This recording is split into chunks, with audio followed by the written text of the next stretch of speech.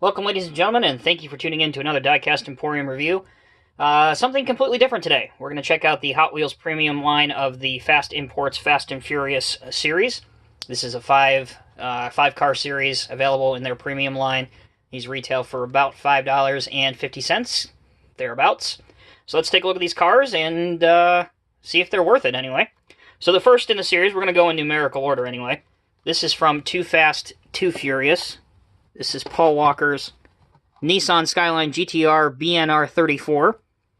Now, the cool, interesting fact about this car is actually when this movie came out, this car you weren't even able to get this car in the United States. So this was a right-hand drive Skyline. There is the, as you can see, there was the card art for it. Very, very nice. I'll show it to you again before we go ahead and crack this thing open. Very nice. And on the back, it has the other four that are in the series. You can see it there. The Escort, the Silvia, a Lamborghini Gallardo, and another Skyline that we'll take a look at. So of the five in this series, three of them are Nissans. What's interesting to me is, since this is the Fast Imports, I'm wondering if there's going to be kind of like a Fast Domestics, where it's more muscle car, because that's always been a thing of Fast and Furious, muscle versus tuner. Anyway, there is Brian's Skyline. Beautiful paint job on it. Metal and metal. Metal base. Metal body. Rubber tires. Detailing all throughout it. Usually on standard Hot Wheels, you're going to have plastic tires, and you'll only have decos on two sides. Either both sides of the vehicle, or the front, the rear, whatever. On these premiums, you get them all over the place. There's even the Florida license plate there from Too Fast, Too Furious. Awesome car. One thing I do have to say is, though, I wish, at this price point, we're getting up towards green light price point. Very nicely executed, but kind of missing something pretty basic here, if you haven't figured it out, and that is mirrors. And actually, in the car, as you can see, the steering column is on the right-hand side, just like I mentioned. So there's that one. We go from Too Fast, Too Furious to Tokyo Drift, released back in 2006, I believe. Here is the Nissan Silvia S15. This was driven by Han, and they gave this car to, I don't know, what's his face, the Outsider, and they tore it up pretty badly in the drifting scene, the first drifting scene in the parking garage. Sean, I think his name was. So, here's what this one looks like. Like I said, not to beat a dead horse, but all of these will have the decos and everything on all sides of the vehicle. Beautiful purple-blue color on this with the orange accent striping. You have rays down here. Looks just awesome, really.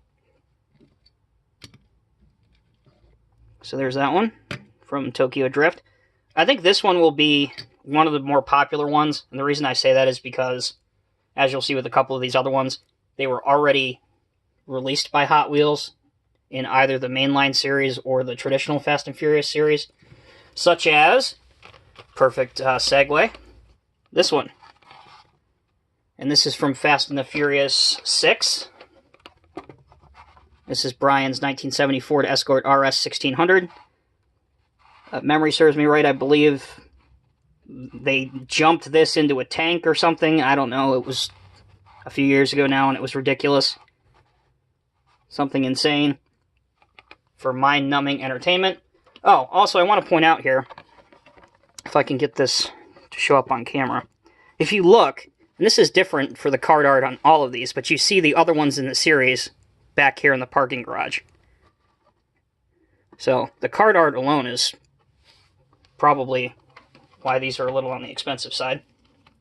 When we're talking about Hot Wheels, of course. Some people may not find $6 very expensive, but others may.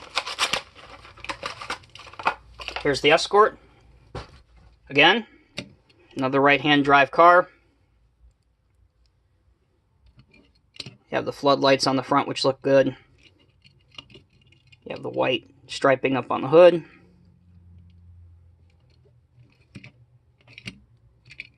Pretty sweet. Basic car, but one that turned out to be a favorite of a lot of people. And even on the rear, it has that European-style license plate. Pretty cool little Ford. Next, also from Fast and Furious 6, we have the Lamborghini Gallardo LP570-4 Superleggera in yellow. Don't remember who this belonged to. If I had to guess, and you guys can correct me if I'm wrong, because I know you will. If I had to guess, this is probably a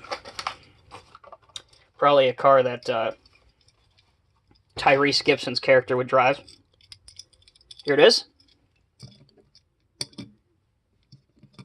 Very nice. The only plastic parts on this are the rear wing, or spoiler, and also the front fascia, also known as a wicker or a splitter, depending on your upbringing. Written right here, very small, is Superleggera, which looks great. And again, real beefy, big rubber tires on this one. And of course you have the Lambo logo front and center on the hood. Okay, last but not least, from Furious 7. This is a Nissan Skyline GTR BNR 32, not to be confused with the other Skylines. Great card art on this. Man, it looks good. This is blacked out. There are many terms for that in the car culture. Blacked out, murdered out. There's several terms for it. Basically, black car, black window, black tinted windows, black wheels. Looking good. There is the back of the card art, again, showing the other ones. I know it doesn't say it on here. I think this body style was late 80s. Just guessing it was probably in 1989. Nissan Skyline, I believe it's an 89, just from memory. But there it is. No crazy graphics or tribal or anything like that on the side. Just nice black paint. Here's your headlights and your black tires and wheels, and the GTR logo right here with some nice decals for the lights applied. So, there you go, guys. Again, that is the 5 Fast and Furious cars from the premium Fast Import series. Again, these retail for about $5.50, $6, somewhere in there. Very, very nice premium cars. Metal on metal, rubber tires, lots of details. Decals all over these, so no shortage of professional-looking vehicles, and they really just look great. So if you're a fan of the Fast and Furious series, a fan of car culture, or really just a fan of cinema, these might be worth picking up and adding to your collection. And in terms of resale value, they're definitely fetching some ridiculous amounts of money early on eBay. As always, guys, thank you for watching. Take care, be safe. We'll see you in the next video.